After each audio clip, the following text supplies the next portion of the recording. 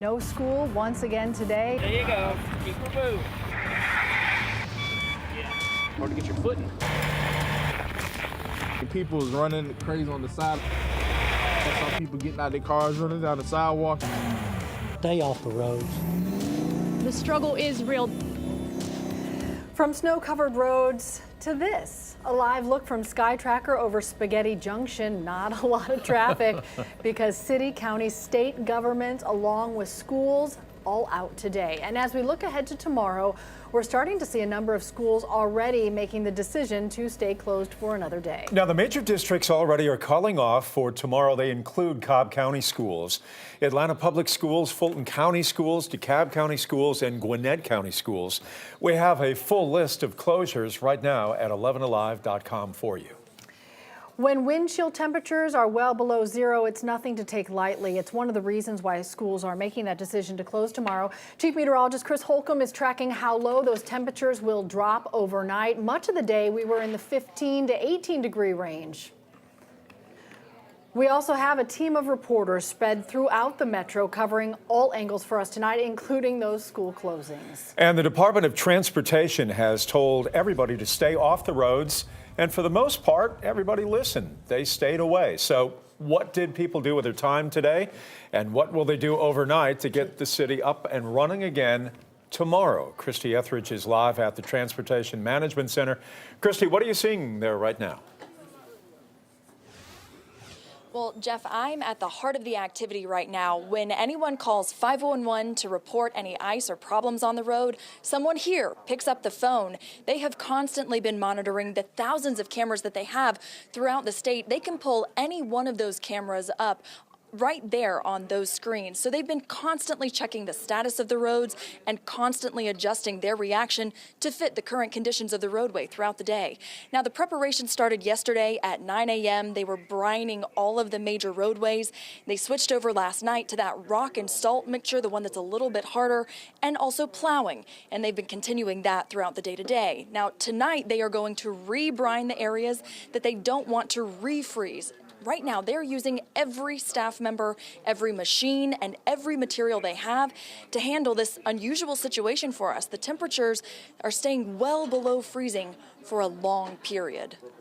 We're going to get that extreme chill, that extreme cold. So anything that's there overnight will stay there. So that's why it's important that our crews have the time and the space they need to continue to get this stuff off the roadway, because it won't just melt off and the wind won't just make it disappear.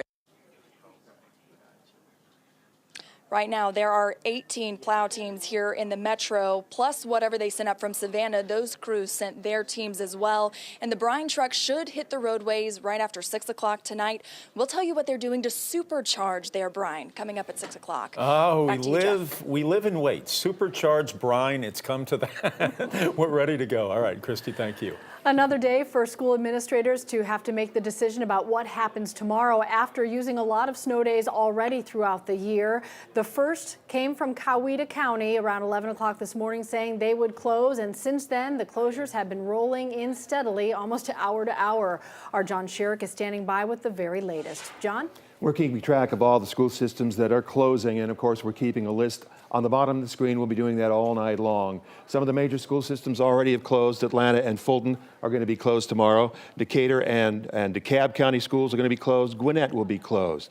Clayton County will be closed, and Douglas will be closed. We're still waiting for a lot of the major school systems to announce their decisions. For example, Paulding County, we're waiting to hear from Paulding and from Polk and from Bartow and from Cherokee and Forsyth.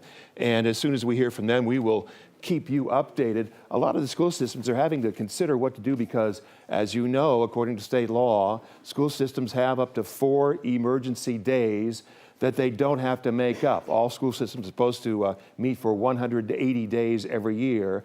A lot of the school systems have already used those 4 emergency days between Hurricane Irma in September and the snow from last month. So they're going to have to decide if they don't close tomorrow, if they'll have any other emergency days left, and if they do close, how they're going to make up those days. So we'll keep track of all these school systems and their decisions as they make those decisions tonight and in the morning. All right, John, it's fun now, but if school's extended in the spring, it won't be quite as fun for the It kind of kids. looks like election night with that map. It you know? does. You're waiting for the results to trickle Red in. means you get to stay home, and blue, you're not sure. It means you get to have an extra lunch tomorrow with your mother, right? All right, we check in right now with our chief meteorologist, Chris Holcomb. He's tracking freezing temperatures and what we can expect into tomorrow morning. You know, we have that snow that is on the ground still in many areas. Temperatures today did not make it above freezing. We weren't expecting to make it above freezing. We're going to continue to fall tonight. It's not going to be until tomorrow around lunchtime until we see those temperatures get back above freezing. So once the sun goes down tonight, we're not getting any additional precip. All of that snow has moved off to the east. However, we still have some snow on the ground. And as you can see here from our tower cam, this is in Cobb County, still some snow in patches. It all depends on where the sun and the wind was able to eat away at some of that today, but it still didn't get rid of everything. And then once this sun goes down tonight, anything is out there is just going to get hardened up once again. Now let's take a look at some of those areas that picked up the most snow. You can see around Atlanta between 1 and 2 inches. Most of that was closer to the inch range here.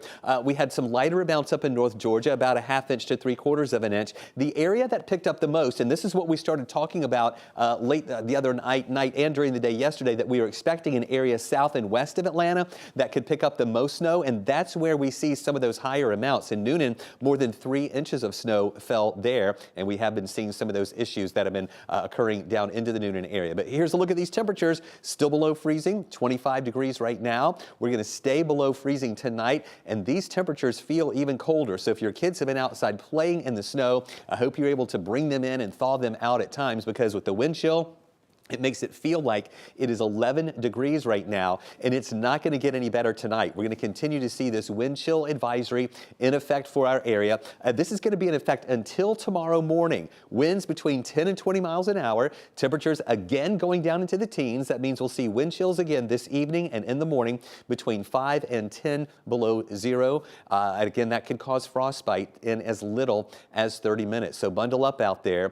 Take a look at these wind chills as we go through the rest of the evening hours. Generally they're the single digits. Once we get toward tomorrow, we will see those wind chills ramping up a little bit as the temperatures finally move up. We're going to walk you through hour by hour the day to let you know when we'll get back above freezing and when we'll see more of that thawing taking place during the day tomorrow. Chris, thank you. See you in a few minutes. Officials in Coweta County want people to stay off the roads so that crews can treat them. So they are enforcing a curfew that started at the top of the hour. 11Alive's Naima Abdullahi is live to explain how long the curfew will last. Naima, Coweta County got about 3.5 inches of snow, so they got a little bit more than most of the other counties in metro Atlanta.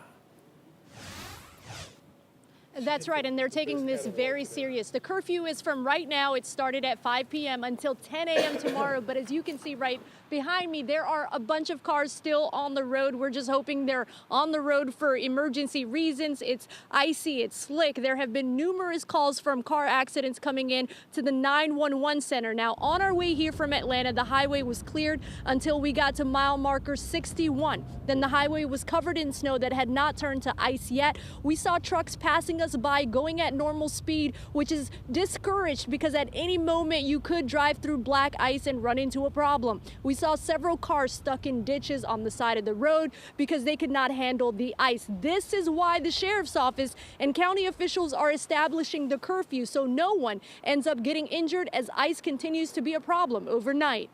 No, just stay off the roads. Please stay off the roads. I know we will be enacting a curfew tonight, later this afternoon, to try to tell folks they don't need to be on the road. So we're trying to treat the roads, but there's a lot of shady roads in the area that still have a lot of ice. So we're trying to keep the public off the roadway. So we're asking everyone to please refrain from getting on the road as much as possible to maintain resources for emergency only.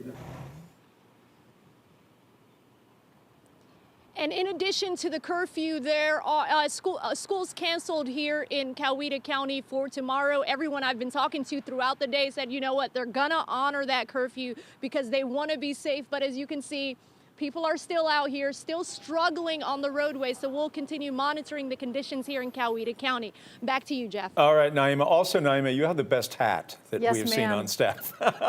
We love it, Naima. We like that hat. Thank you, thank you. I can only pull it out one time out of the whole year. That's We right. love your hat. We just hope you don't have to use it too much longer. Thank you. Let's take a live look now at the world's busiest airport where planes are slowly taking off. The FAA had set a ground delay, which means planes could leave and come in, but it was just a slower process. The hardest part in the process of traveling out of the airport today has been the wait. We're hearing about a 3-hour wait, which starts at ticketing. 11Alive's Kim Smith is walking us through that process at Hartsfield-Jackson International Airport. Kim, that's an awfully long time to wait to sit on a plane, to wait more. That's right, Cheryl. You can bet that there will be an extremely long wait inside Hartsfield-Jackson Airport. Security actually would be the longest part of your process. Check out this live look inside of the security checkpoint waiting area. It's stretching all the way back into the center of the two terminals into like the food court area. The lines are extremely long, about 5 times as long as the normal wait period. But before you even get over here, check-in lines are incredibly long. We spent some time over at the North Terminal for Southwest Airlines. The lines go so far back, they wrap all the way around the counters into the security check-in area. An official from Southwest told me they have canceled. So far today, the lines just to check in are taking at have to get through. I spent much of the afternoon just talking to passengers, hearing their stories. Many of the passengers in line at Southwest are here after the Mary Kay convention. That event brought in 8,000 women to Atlanta, and the conference ending today. The lines are filled with ladies in pink trying to find the best way just to get home. There is still ground delay here at Hartsfield-Jackson Airport. Flights are either delayed or canceled. I was shocked. I was like, wow, there's a lot of people here, and it looked like a little chaos, mayhem. It has been hectic, but you know what? Mary Kay women have a positive attitude, so as a result, we can handle it. It's great because we're all positive, and we just came from 3 days of inspiration, so. Yes, kind of fun. so we're having fun. We're just strategizing and sharing ideas.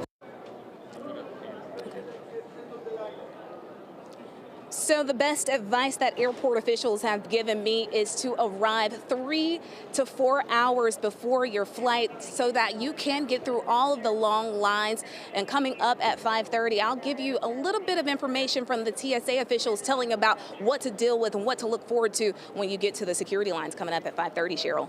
Kim, that's just incredible. 3 or 4 hours early for an inch or 2 of snow. Or just wondering, is it just because maybe some of the airport employees couldn't make it to work because the flights are slowed down, but they're still able to depart for the most cases? Yeah, that's right, Cheryl. Coming up at 5:30, I'll tell you a little bit about what the employees are going through. Some of them could not make it to work because of transportation issues and just the weather in general around the city. So that caused them to have to find other ways for backup for TSA officials here at security. Yeah, it doesn't take much, Kim. It's extraordinary. I mean, we're talking about an inch of snow here, and it has absolutely shut it down out there. I mean, you're talking about arriving 3 to 4 hours before a flight. Incredible. We can't tell the story of the impact of this cold weather without your help. We have received hundreds of pictures sent to us from viewers of how they spent their day. We want to see your pictures. You can easily send them to us by using the hashtag Storm11. And as we head to break, we want to show you some of the pictures that you've been sharing today. This one from Imogen Rankandori in Jefferson. We love to see what the weather looks like in your neighborhood. You know, as long as you're inside a warm place and you don't have to drive anywhere, it's awfully beautiful. Share your pictures with us using that hashtag that Jeff mentioned, Storm11, and we'd like to share them as well.